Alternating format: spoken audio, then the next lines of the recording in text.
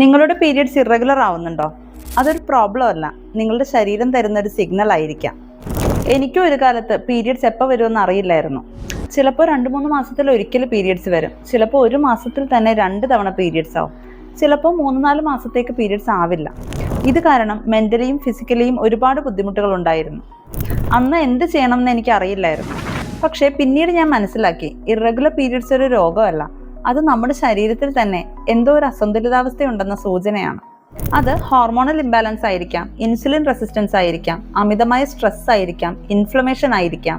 കാരണം കണ്ടെത്താതെ periods correct ചെയ്യാൻ വേണ്ടി മാത്രം മരുന്ന് കഴിച്ചാൽ വൺസ് ഈ മെഡിസിൻസ് സ്റ്റോപ്പ് ചെയ്യുമ്പോൾ ഈ സിംറ്റംസ് എല്ലാം തിരിച്ചു വരും.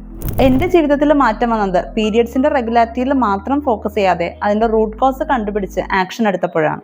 നിങ്ങൾക്ക് ഇറഗുലർ പീരിയഡ്സ് ഉണ്ടെങ്കിൽ പീരിയഡ്സ് എന്ന് കമൻറ്റ് ചെയ്യൂ. ഞാൻ free PMOS check list share ചെയ്തു തരാം.